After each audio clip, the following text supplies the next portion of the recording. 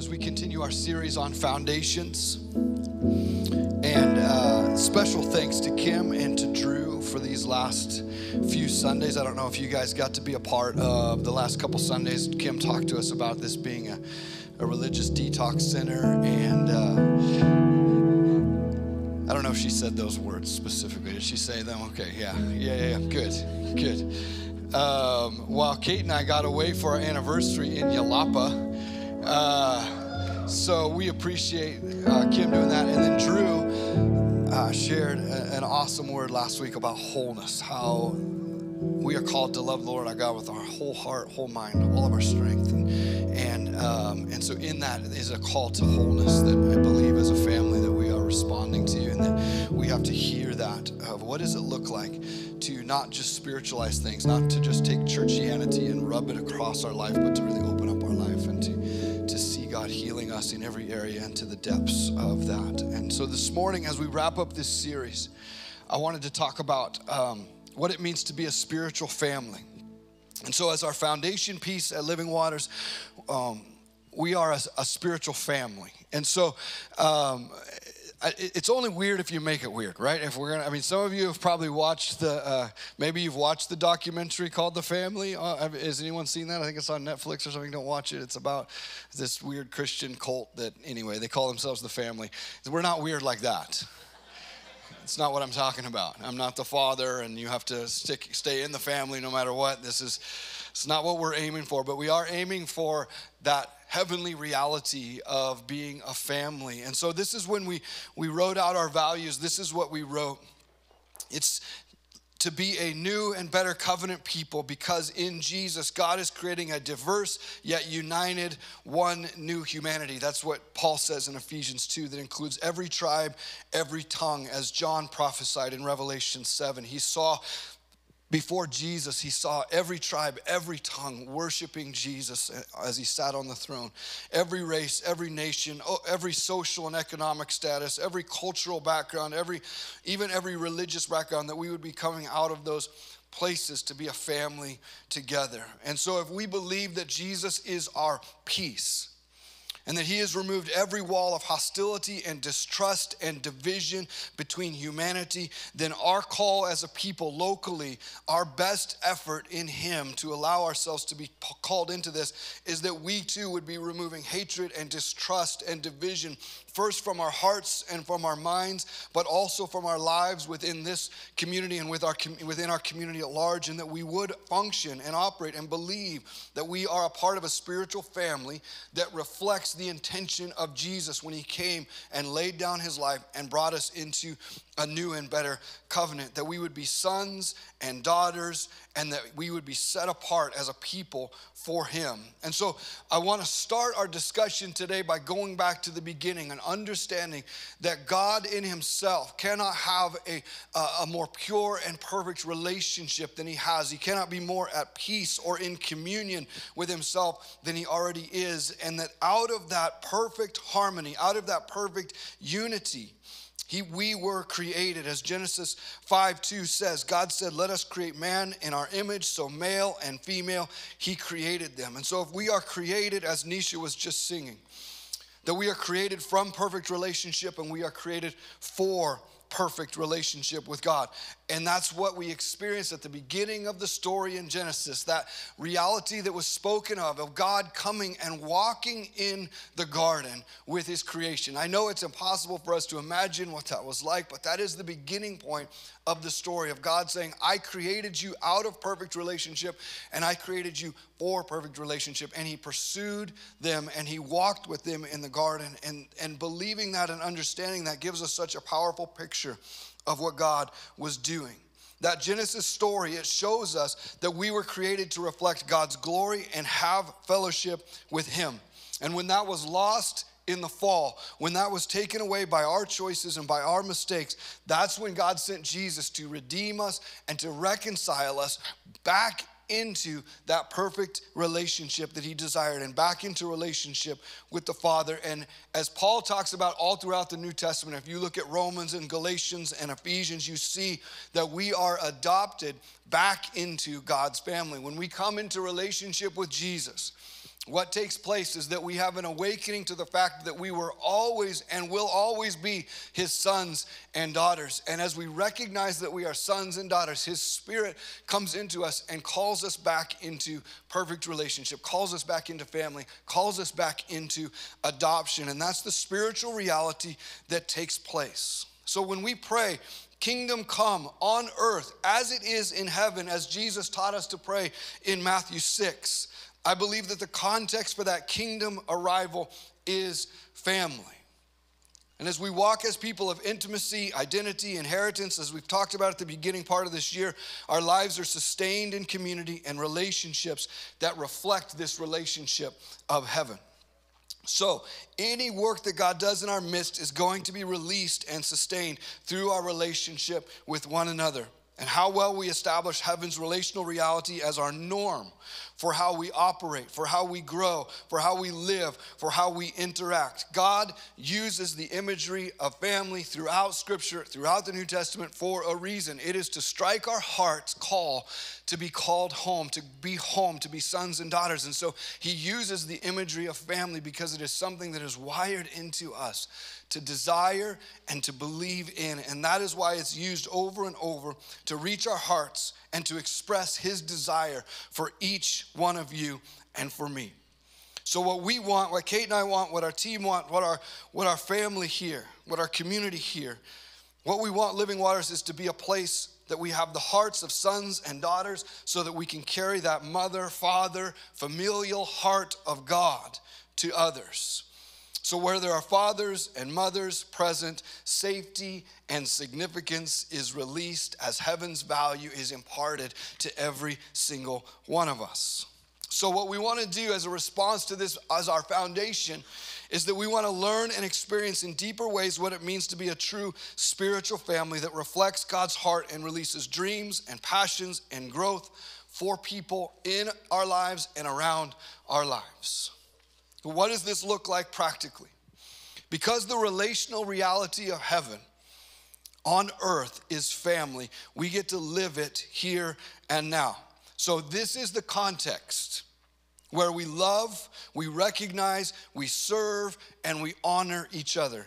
We show the world around us how we love as sons and daughters and friends and mentors and moms and dads, and even how generations love other generations. How a mom or a dad loves a son or a daughter and vice versa, and how a husband loves a wife and a wife loves a husband, or how we first love ourselves and then we extend that love to the people around us. Jesus said in John 13, "A new commandment I give to you." So in the new covenant, we were given a new commandment. Love one another. As I have loved you, so you must also love one another. By this, everyone will know that you are my followers, you are my disciples, if you love one another. So in this relational reality of heaven on earth, in family, we get to live that out here and now by loving one another powerfully and demonstrating to the world around us what it looks like to love each other well. Because the relational reality of heaven on earth is family, we steward an environment where we can all land and grow and flourish, and where our story and unique experiences are honored. That's what we want here at Living Waters. So beyond the physiological reality, humans' most basic needs are to be safe and secure, to be loved, and to belong. Which I love that we were singing that. And I know that we need food and water and shelter. But beyond that, our basic needs are to feel safe and secure, to be loved, and to belong. Brené Brown has observed that the opposite of belonging is fitting in. Fitting in, she goes on to say, fitting in, you know what? I'm preaching up here.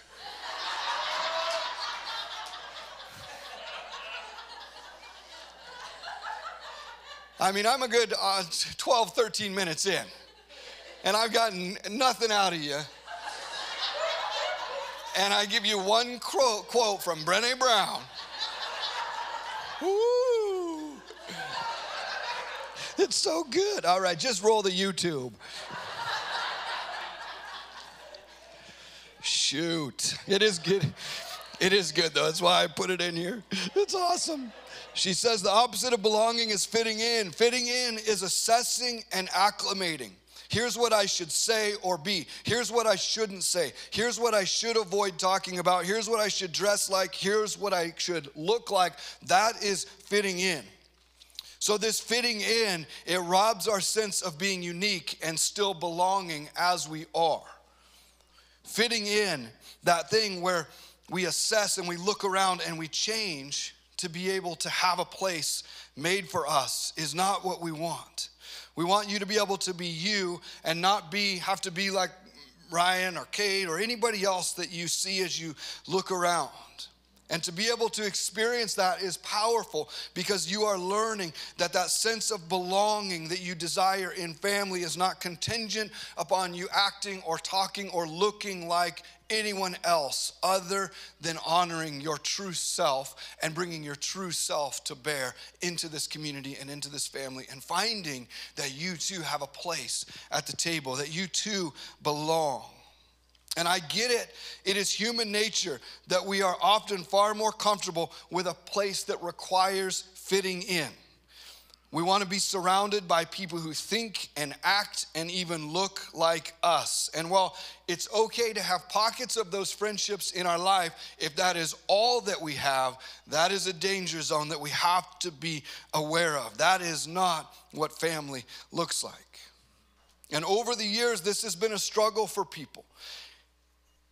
And it's something that I have had to, I don't know about butting heads, but it's a hill that we have had to say, this matters to us, that I'm not going to stand up here and say, this is what I believe and you have to believe it too. This is what I think about everything that's going on and you have to think it too. And if you don't think it, you don't belong here and you don't have a place at Living Waters. To hold space for difficult conversations rather than dictations from the stage is a challenge that we all have to rise to. And it is frustrating to people. I get it. I remember a time when I was in the lobby during worship and someone came out and they were like, I can't worship in there anymore. And I'm like, whoa, why not? And they're like, the person next to me have some, I don't know, political button. It was like I don't know what it was. I don't remember what it was. It doesn't matter. They have a political button and I don't agree with that. And if they're in there, I can't be in there. And I'm like, what in the world have we created where we so deeply believe that every single one of us have to be in lockstep politically and even in our perspectives to be able to worship together as a family. We are on a journey of refinement. Not one of us has arrived. And there may be points along the journey where you believe some pretty wonky things. And I'm not going to try to fix every single one of those. I'm just going to wait for enlightenment to reach you too. But along the way, I'm kidding, but along the way, as we all have these things that we believe, that we're so emphatic. Okay, people, do this with me. Thought exercise, go back 10 years. Think about some of the things that you were so entrenched and emphatic about. You broke relationship over. You fought people over. You valued your ability to comprehend, understand, and articulate things a certain way greater than relationship, and that your journey has left people behind that you would still be with because you've changed over those last 10 years. And we have to keep that longer perspective of relationship value in our hearts and our minds if we're truly going to be a family the way and a community the way that God desires us to be, with Jesus at the center. Our desire here is to create conversations. And I know it's frustrating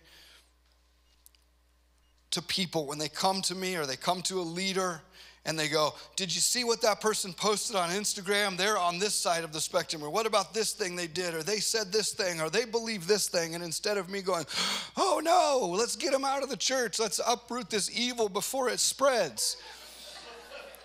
I will say to you, why don't you go have a conversation with them?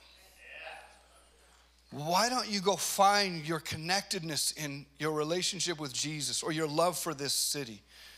or the way that you're struggling with raising kids or whatever it might be. Let's find some things that are more valuable to connect over instead of always looking for those little things that the world wants us to disconnect over. And so we will send you often to people and say, in a family like this, we have hard conversations with one another.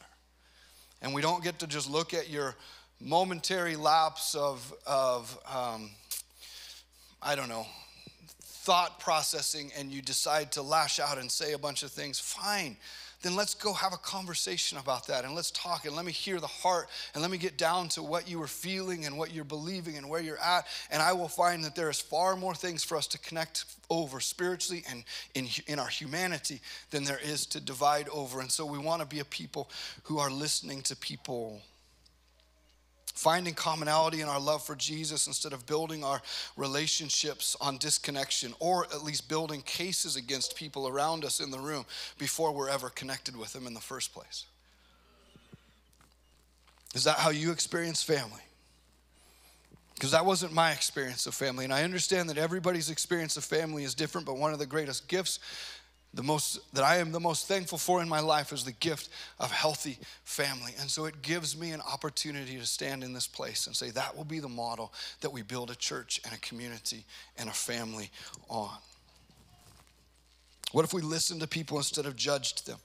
What if we heard another person's perspective as valuable and quite possibly more relevant than ours instead of slowly moving away from them because they think or believe differently than us? Many of you have come to me in this room and told me that you've experienced racism over and over and over again in this area. And I don't get to just say to you, oh, well, that's not true, because that's not my experience. Your experience matters. Many of you have come and talked to me about church abuse. Many of you have come and talked to me about the way that leaders have treated you. Many of you have talked to me even about sexual abuse that has happened in family or in church, and your struggle with church is very real. And I could go, oh, well, that doesn't happen here, or that hasn't been my experience, and I can get defensive, or I can listen and value your story because your perspective is different than mine. But it's not just about valuing someone else's perspective. It's about listening to them in a way that changes mine.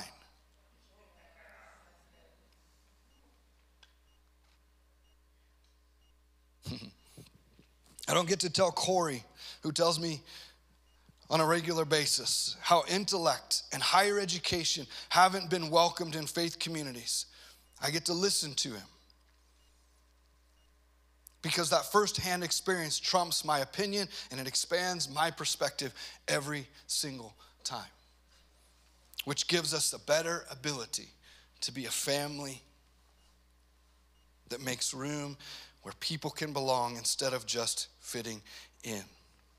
And I believe that as we continue to establish a culture of family here, every single one of us and those who join us will feel secure and loved and home.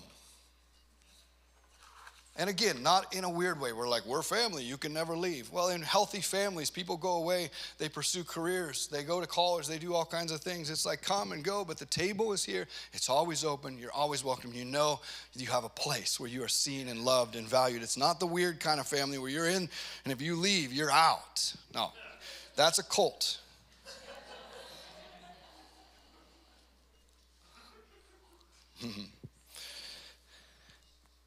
Because the relational, how are we doing? Doing good. Okay. Because I'm not talking to an invisible friend. I was just checking. How are we doing? Good? We're doing good, I know. That Brené Brown quote though, right? Huh? This is a good one.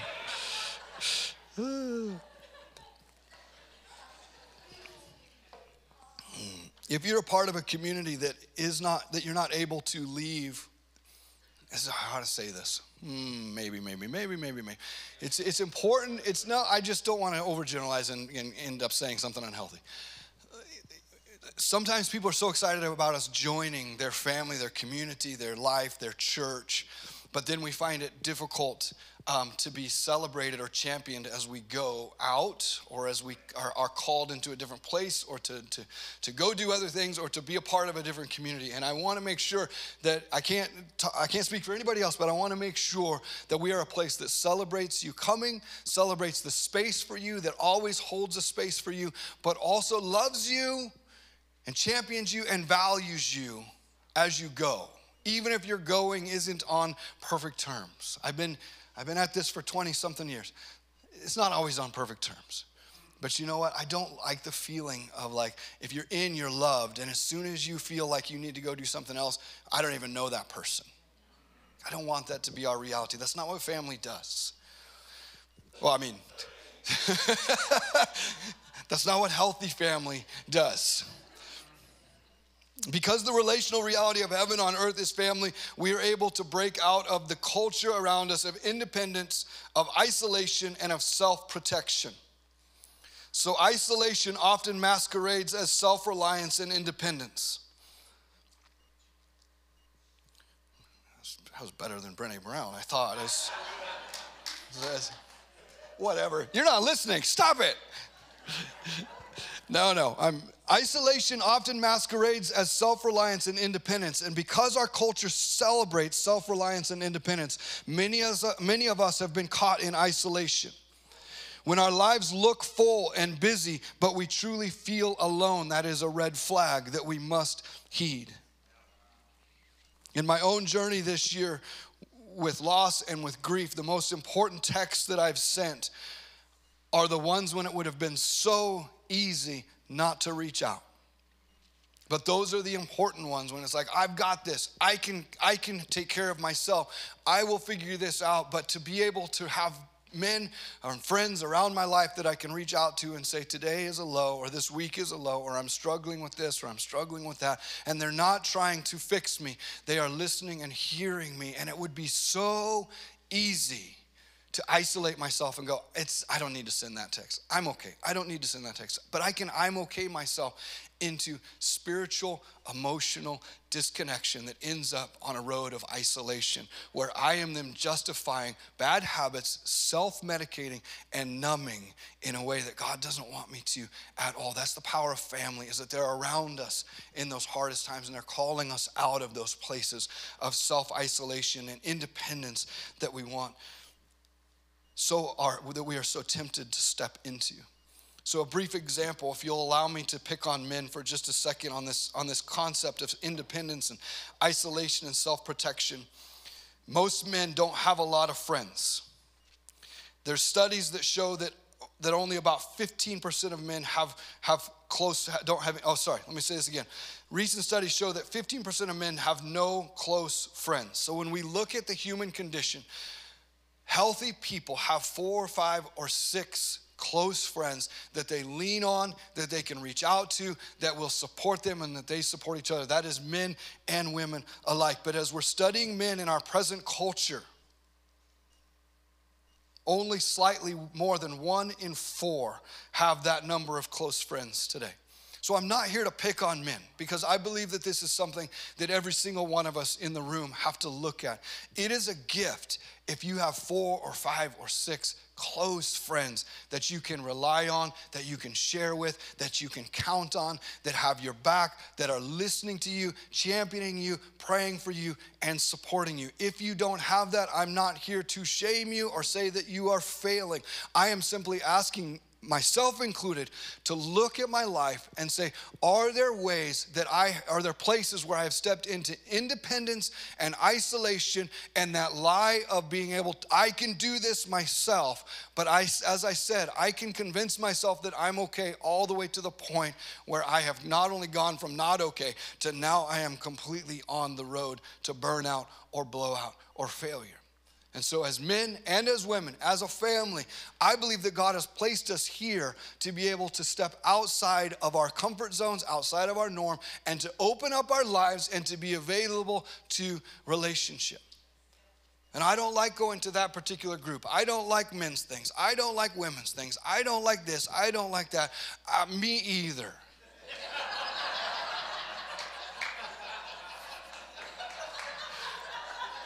I get paid to go, so I go.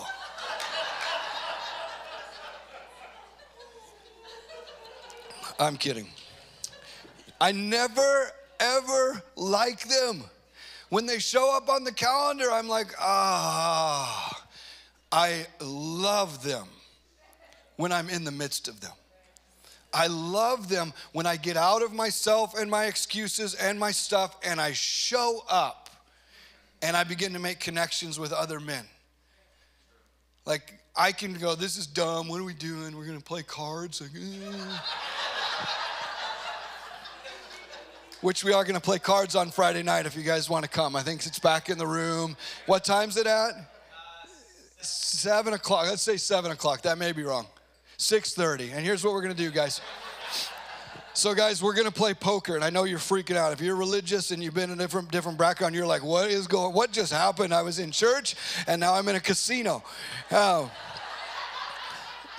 So guys, we're gonna play cards, and here's the thing: you're gonna bring money, and you're gonna buy in, and then you're not gonna get any money out of it because we're gonna take all the money of buying in, and we're gonna give that to the kids to go to camp, and we're gonna give them scholarships.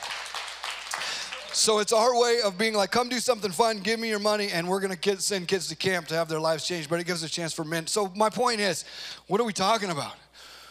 I don't like them until I'm there, but in the midst of them, I see the value of going, I just stepped out of my comfort zone, my excuse, my busyness, my schedule, and now I'm making connections with men that I wouldn't make otherwise. And it's very possible that one of those connections becomes one of my true friends that is one of those guys that is in my life and gets to stand with me and I get to stand with them. But if I just sit at home doing my own thing, that's not going to happen.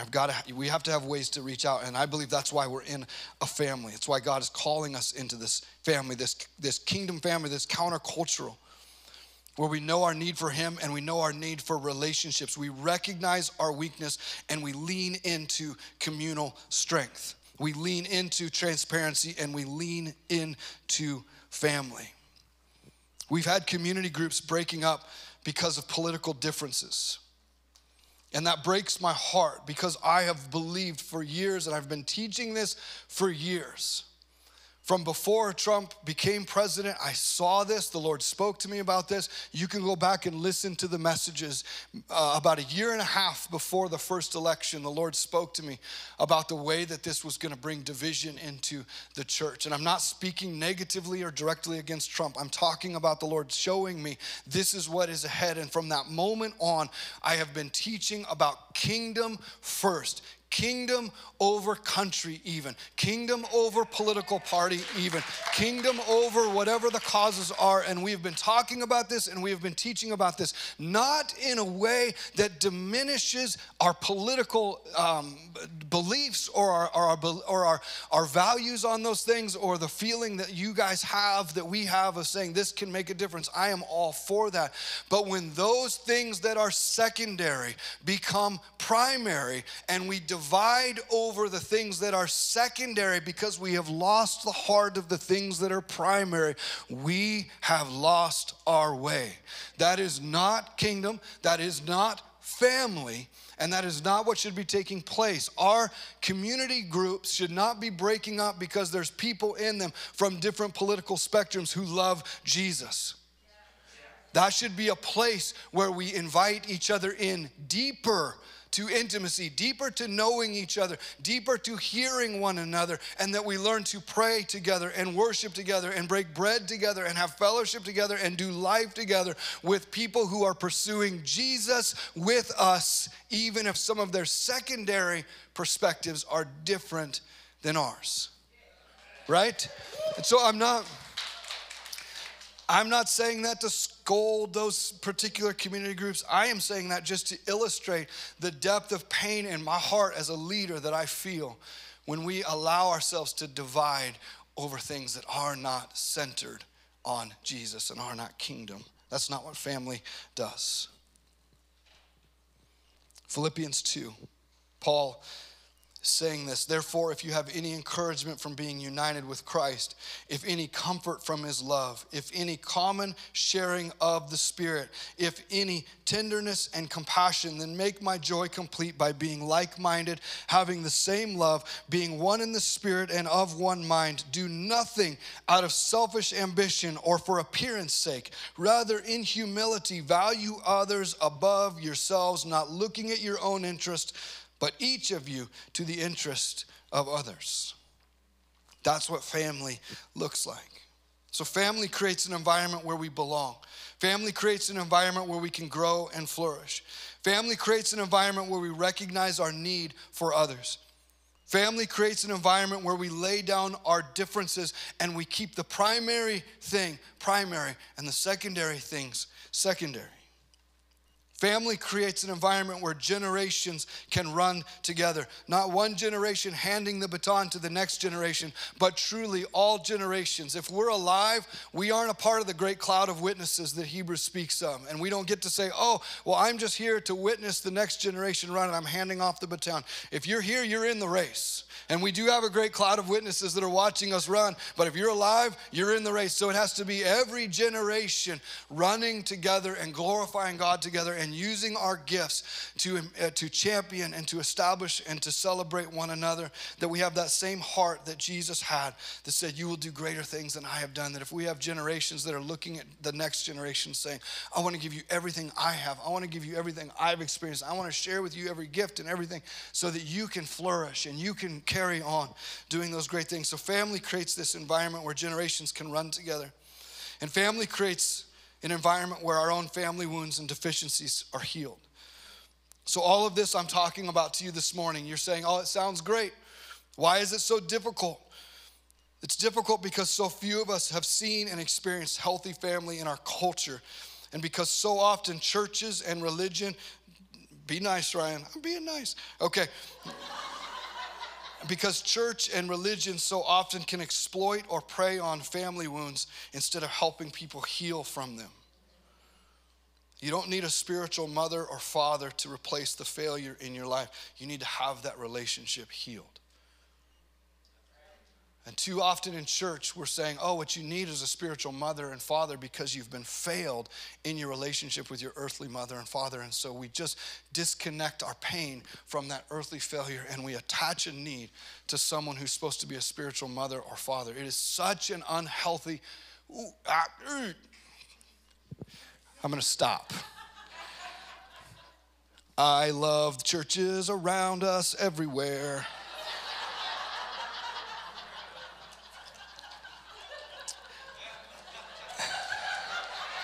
And I know you guys love particular churches too, so I have to be very careful. But spiritual mothering and fathering is one of the grossest, most unhealthy things that I can imagine if it allows us to bypass the deeper healing work that needs to take place in that relationship to force an adoption on ourselves or to force adopt somebody spiritually to be a mother or the father or you're my spiritual mother or father. No, let's not do any of that.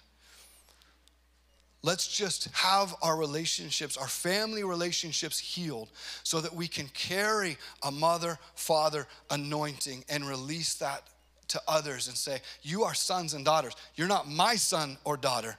You are the Father's son and daughter. And when I carry a whole relationship, a healthy relationship, or a healed relationship out of a relationship that will never be healthy, but I'm walking healed, then what I do is I carry heaven's perspective to everyone that I meet, and you will feel God's heart that you are a son and that you are a daughter and that you have a place at the table. Not my table, and you're not my son or daughter. You are the Father's son. You are the Father's daughter, and you have a place at it. So as I am healthy and you are healthy, you release and impart that to people around you. I took too long to share that. Dang it. Does that make sense?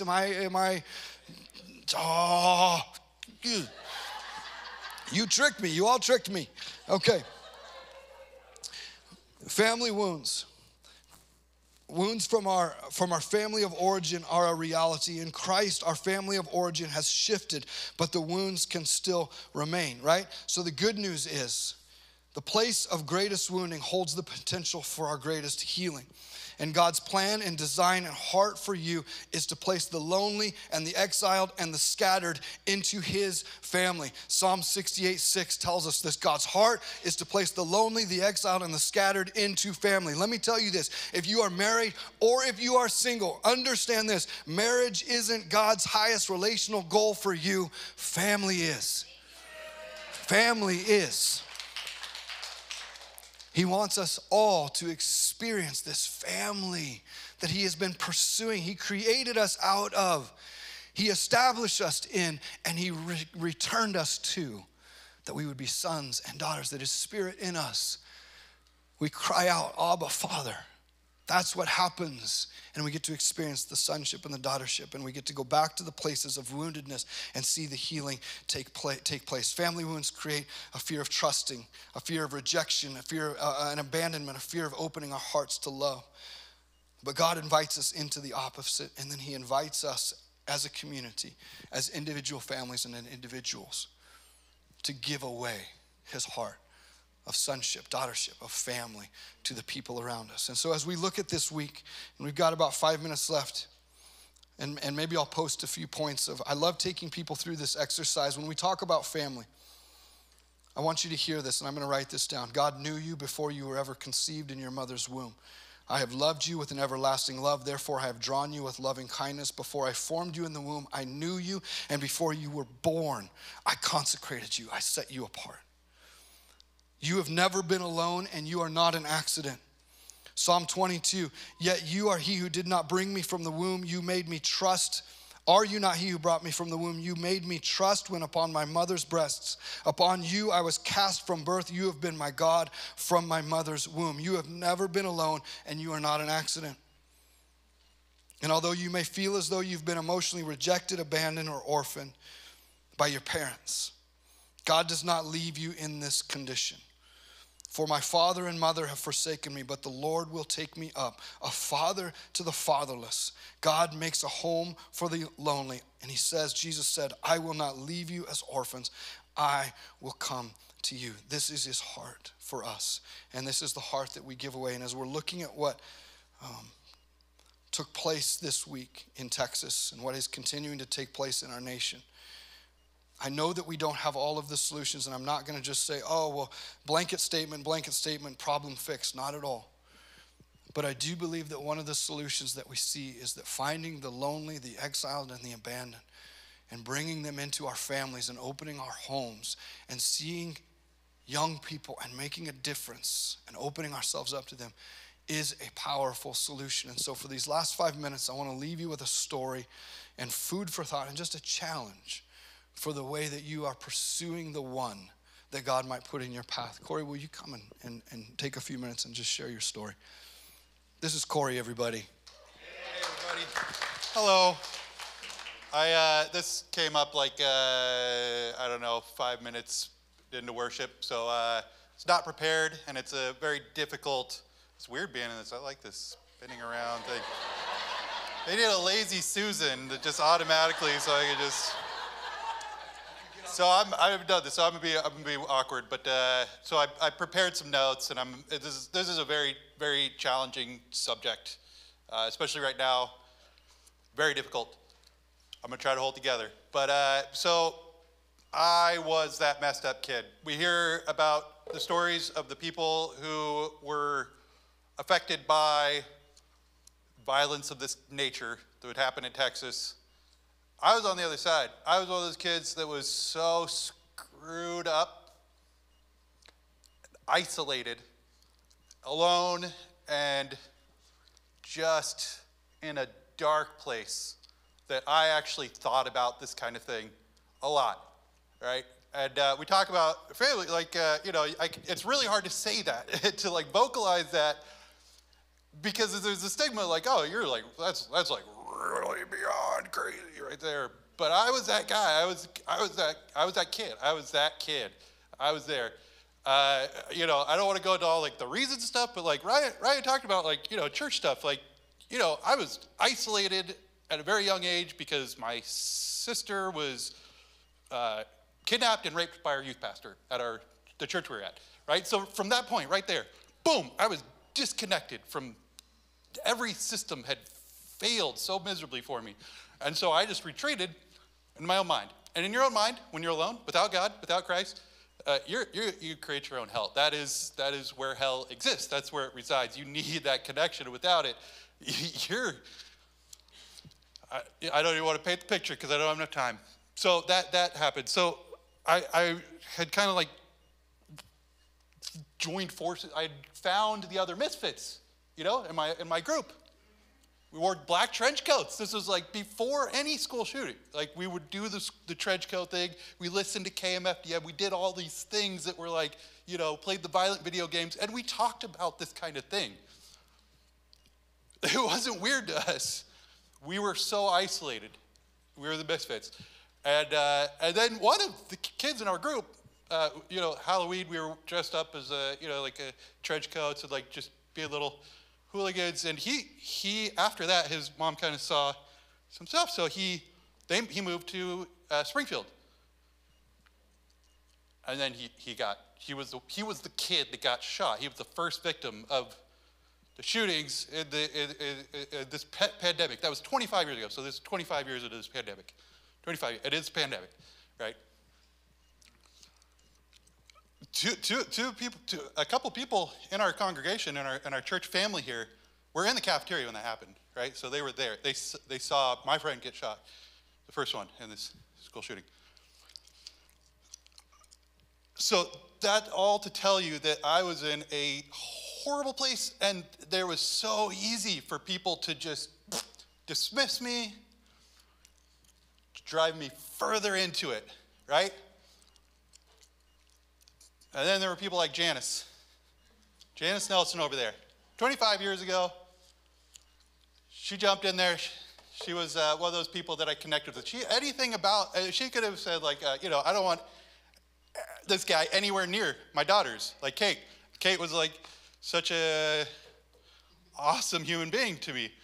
The Southmaids, I lived across the street from the Southmaids when this happened. They watched me go from a good kid to a monster. And then they took me in anyways, against any better judgment. They took me back in. They took me in. We lived across the street, and we reconnected. They brought me to church. My first youth group was after taking LSD and shooting a gun in my parents' bedroom. They took me in after that. After that. That is something incredible that they would do. And so when I think of the passage of the 99 and the 1, we think of the 99. Why does Jesus leave? Why would the shepherd leave the 99 to save the 1? Because the 99 are secure and it's the 1 that needs it. Right? It's the 99 are good in the pasture. They're safe for the moment. There's an extreme situation and they have to go and get that 1.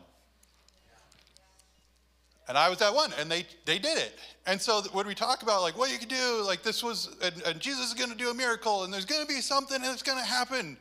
The miracle is real, and it's manifested in the people in this community. Like it's not I'm waiting for some like bolt of lightning. It's like, no, Dale and Mary and Matt and Andy and Eric lived across the street, and they listened to Jesus, and they heard the Holy Spirit, and they said, we're going to take this guy in our minivan to church anyways, even though he's a crazy. We're going to do it. We're going to bring him in. And so, that's where I got to meet people like Pete. We traveled around the world for a year together, and Ryan and Dallas and Linda and everybody. It's just the family was extremely important, and it was the manifestation of Christ in people that made it real. What does Seinfeld say? End on a high note? There you go. Okay.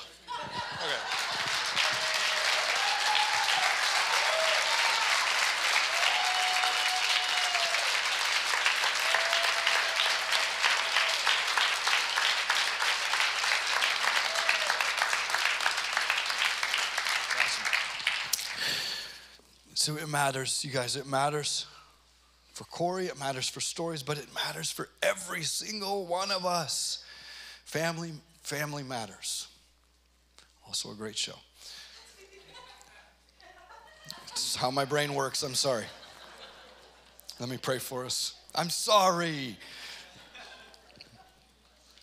Jesus, let us be an amazing family. Imperfect, growing, learning, listening, sharing perspectives, keeping you at the center of all of our relationships so that we can continue to come together over the greater thing, even as we watch some of the secondary things pull at us, but we would remain connected over you.